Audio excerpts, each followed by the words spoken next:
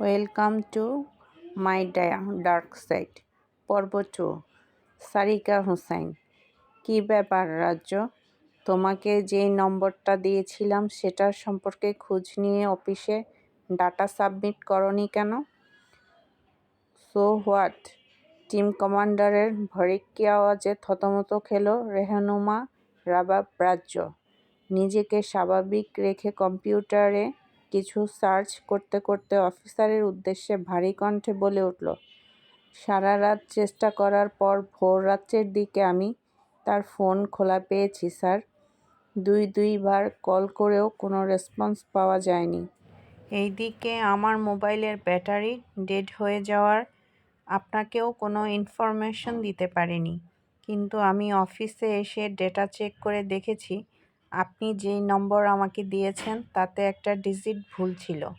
আমি সারা রাত রং নাম্বারের পিছনে ঘুরেছি স্যার। জুনিয়র অফিসারের মুখের এমন কড়া কণ্ঠ ঠিক হজম হলো না কমান্ডার বেনজির আসফির। নিজেকে বিজ্ঞ জাহির করতে নিজের ড্রয়ার থেকে ক্রিমিনাল লিস্ট বের করে নিজের সেন্ড করা নম্বর আর কাঙ্ক্ষিত ব্যক্তির নম্বর কাটায় কাটায় মিলিয়ে নিলেন। নিজের ভুল চোখে পড়তে ক্রিমিনাল পেপার ড্রয়ারে পুরে গলা খাঁকড়ি দিয়ে বলে উঠলেন, নম্বরে যে ডিজিট ভুল আছে এটা তোমার তখনই বলা উচিত ছিল যখন তোমাকে নম্বর সেন্ড করেছি। ক্রিমিনাল লিস্ট না দেখে কিভাবে জানবো স্যার যে নম্বর ভুল আছে? অবাক হয়ে জানতে চাইল রাজ্য।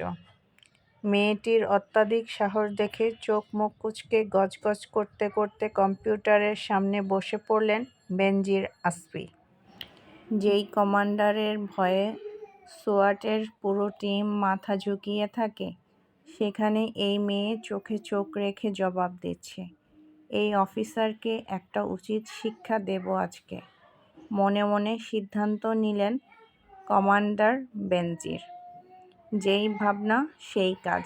নিজের ঠাট বজায় রাখতে গড়গড় করে বলে উঠলেন, আজকের দিনের মধ্যেই এই ক্রিমিনালের সকল ইনফরমেশন তুমি একাই জোগাড় করবে, কারো হেল্প নিতে পারবে না, এমনকি তোমার সহকারী অ্যানিরও না।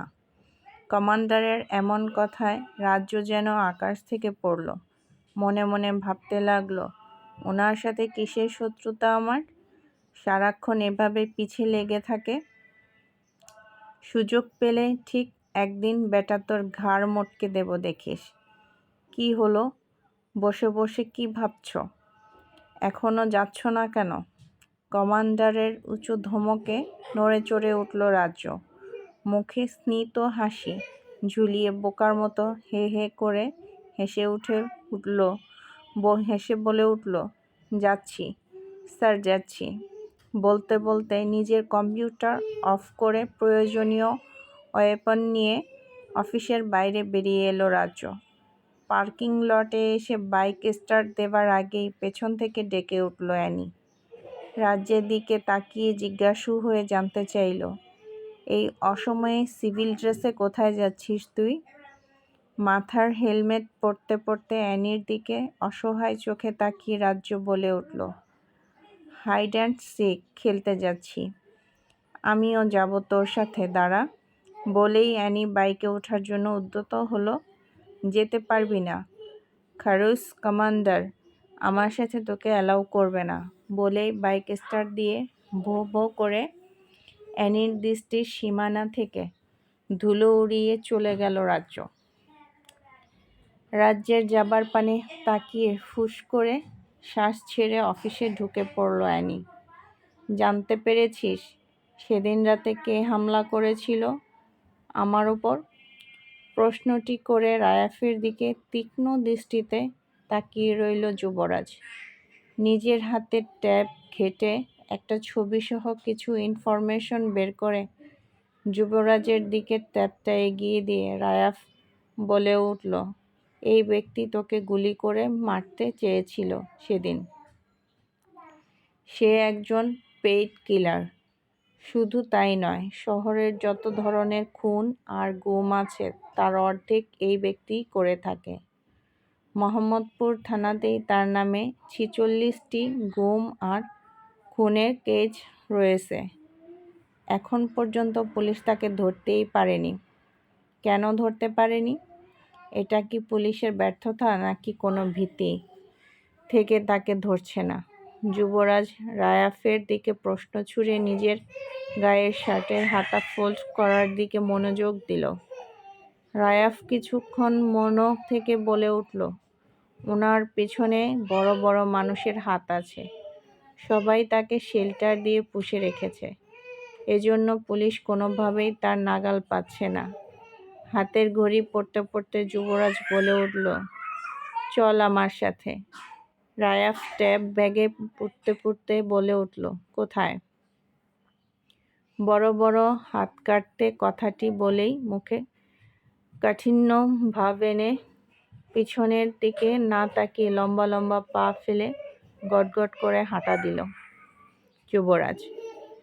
শহরের নামকরা একটি বিশাল শপিং মলের সামনে দাঁড়িয়ে আছে রাজ্য। বৃহত্তাকার এই ৮ তলা বিশিষ্ট শপিং মলটি উপর থেকে নিচ পর্যন্ত পরখ করে ফুস করে শ্বাস ছেড়ে মাথার হেলমেট খুলে বাইকে রেখে ভেতরে ঢোকার জন্য পা বাড়ালো সে। চেকিং পয়েন্টে সিকিউরিটি গার্ড তার কাঁধের ব্যাগ চেক করতে চাইলে প্যান্টের ব্যাগ পকেট থেকে নিজের আইডি কার্ড বের করে সামনে মেলে ধরতেই সিকিউরিটি ভীত কণ্ঠে বলে উঠল, সরি ম্যাম। চোখে কালো রোদ, চশমা লাগিয়ে অনুসন্ধিৎসু হয়ে এদিক সেদিক তাকাতে তাকাতে এস্কেলেটরে উঠে দাঁড়ালো রাজ্য। হাত ঘড়িতে সময় দেখে চ জাতীয় শব্দোচ্চারণ করে নিজের প্ল্যান সাজাতে মাথা নিচু করে ভাবতে লাগলো, চলন্ত সিঁড়ি ধরে পুরাতন মোবাইল যেখানে বেচাকেনা হয় সেখানে ছুটে চলল রাজ্য। একটি দোকানে গিয়ে হাতে থাকা ছবি দেখিয়ে বলে উঠল, এই ফোনটি এখানকার কোন দোকান থেকে নেওয়া হয়েছে? ফোনটি দেখেই দোকানদারের কর্মচারী ছেলে দুটো একজন আরেকজনের মুখের দিকে তাকিয়ে ফাঁকা ডোক গিলল। তাদের মুখের হঠাৎ পরিবর্তন দেখে রাজ্য বলে উঠল, কোন দোকানের ফোন এটা? ভীত ছেলে দুটো আঙ্গুলের ইশারায় পাশের দোকান নির্দেশ করতেই রাজ্য আর বাক্য খরচ না করে সেই দোকানটিতে গিয়ে বলে উঠল, কে কিনেছে এই ফোনটি? দোকানে মাঝবয়সী পাঞ্জাবি টুপি পরিহিত এক লোক রাজ্যের হাতের ছবির দিকে তাকিয়ে কঠিন বিরক্তি নিয়ে বলে উঠল, এই ফোন আমার দোকানের না। আর বেশি ক্যাচাল না কইরা ভালোয় ভালোয় কাইটা পড়েন। লোকটির কথা শুনে রাজ্য ফিচেল হেসে বলে উঠল, কেটে পড়ার হিসেব পরে, আগে বলুন কে কিনেছে এই ফোন? লোকটি চোখ মুখ কুঁচকে বিরক্ত ভাব দেখিয়ে বলে উঠল, অখন নামাজের টাইম, আপনি সরেন এইখান থিকা। রাজ্য বুঝে গেল সোজা আঙ্গুলে ঘি উঠবে না এখানে। দ্রুত ব্যাগ থেকে হেকলার BP9 পিস্তল বের করে লোকটির কপাল বরাবর তাক করে তেজি কণ্ঠে বলে উঠল, হু বট দিস মোবাইল ফোন? এবার লোকটির মাঝে কিছুটা আতঙ্ক পরিলক্ষিত হলো। 2 হাত উপরে তুলে ধীর কণ্ঠে বলে উঠল, ম্যাডাম, আমরা শুধু পুরান মোবাইল কেনাবেচা করি। দোকানে এই মোবাইলটা সবচেয়ে পুরান মডেলের ফোন আছিল। শুধু তাই না, সাথে একটা সিমও আছিল। কিছুদিন আগে কিছু ছেলেপেলে আইসা জোরপূর্বক এই ফোনটা নিয়ে গেছে। আমরা তাদের নাম জিজ্ঞেস করলে তারা বলছিল, আমরা কালামানিকের লোক। এই ফোন কালামানিকের কাজের জন্য আমরা নিচ্ছি। আপনি তো জানেন ওই লোক কত ভয়ঙ্কর। লোকটির কপাল থেকে পিস্তল সরিয়ে রাজ্য বলে উঠল, আপনি কখনো সচক্ষে কালামানিককে দেখেছেন? লোকটি রাজ্যের প্রশ্নের জবাবে ভয় মিশ্রিত কণ্ঠে বলে উত্তর দিল, ওই কালামানিক যারে খুন করে সে ছাড়া আর কেউ কোনো দিন তারে নিজ চক্ষে দেখে নাই ম্যাডাম। লোকটির কথায় রাজ্যের কপালে চিন্তার ভাঁজ পড়ল। ফোনটিতে যে সিম ছিল সেই সিমের মালিক বছর 2 আগেই গত হয়েছেন পুলিশের এনকাউন্টারে। কারণ লোকটি ছিলেন একজন দাগী আসামি। প্রশাসনের উপর মহল থেকে অর্ডার ছিল তাকে দেখামাত্র সরাসরি ক্রসফায়ার করার। লোকটির ব্যবহৃত ফোন আর সিম দুটোই পুলিশ তন্ন তন্ন করে খুঁজছে বিভিন্ন ইনফরমেশনের তাগিদে। সব কিছু পাওয়া গেল সেই সময় লোকটির ব্যবহৃত সিম সমেত মোবাইলটি মিসিং ছিল। এতদিন পরে এই কালামানিক কীভাবে বেছে বেছে এই ফোনটি খুঁজে বের করলো? কী রহস্য এখানে? লোকটির সাথে কালামানিকের কোনো যোগসূত্র নেই তো? সারা রাতের নির্ঘুম আর ডিউটির প্রেসারে মাথা টনটন করে উঠল রাজ্যের। কোনো মতে মাথা চেপে ধরে সেই দোকান থেকে প্রস্থান নিয়ে পায়ে চলা সিঁড়ির দিকে এগিয়ে গেল। এই মুহূর্তে তার রুফটপে ওঠা অত্যন্ত জরুরি। গোয়েন্দা ইনফরমেশন মোতাবেক শপিং মলের অপোজিট সাইডে যেই 9 তলা বিশিষ্ট লাক্সারি হোটেলটি রয়েছে তার 8 তলায় দক্ষিণ পাশের যে কোনো একটি রুমে কালামানিক রয়েছে। পুলিশ যতটুকু অনুসন্ধান করেছে সেই মোতাবেক নাম কালামানিক হলেও লোকটি ধবধবে ফর্সা, শক্তপোক্ত, গোঁফওয়ালা, মাঝবয়সী একজন ব্যক্তি। রাজ্য মাথা নিচু করে হাঁটতে হাঁটতে হঠাৎই কিছুর সাথে ধাক্কা খেয়ে চোখ মেলে উপরে তাকায়। সামনে দাঁড়ানো অদ্ভুত রকমের সৌন্দর্যে ভরপুর বিশালাকার সুঠামদেহী সুপুরুষ দেখে রাজ্য কিছুটা ভড়কে গেল। এরকম যুবকের দেখা সচরাচর পাওয়া যায় না বললেই চলে। হাতে কপালে ব্যান্ডেজ লাগানো, লাল টকটকে ঠোঁট দুটোর মাঝখানে জ্বলন্ত সিগারেট ঠাসানো, চোখের দৃষ্টি গোলক ধাঁধার ন্যায়। এ ধরনের দৃষ্টি দিয়ে যে কাউকে মুহূর্তেই হিপনোটাইজ করা যায়। ঘাড় সমান স্টাইল করে কাটা চুলগুলো যুবকের সৌন্দর্য অন্য সব পুরুষের থেকে 1000 গুণ বাড়িয়ে দিয়েছে। বুকের কাছে শার্টের বাটন খোলা থাকার দারুণ, গলার কাছে ভয়ঙ্কর এক সাপের লকলকে জিভ বের করা হাঁ করানো ট্যাটু দেখেই যে কারো শরীর শিউরে উঠতে বাধ্য।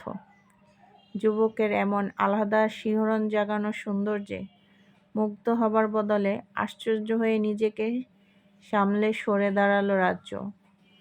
এরপর বিনয়ের সাথে মিহি কণ্ঠে বলে উঠল, I am extremely sorry, please don't mind.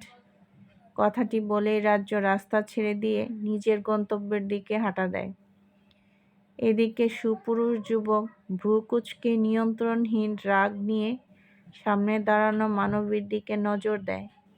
মুহূর্তেই ঠোঁট প্রশস্ত হয়ে রাগ পানি হয়ে আপনা আপনি কণ্ঠ থেকে নির্গত হয় আবেগ জড়ানো বাক্য, সুবহানাল্লাহ।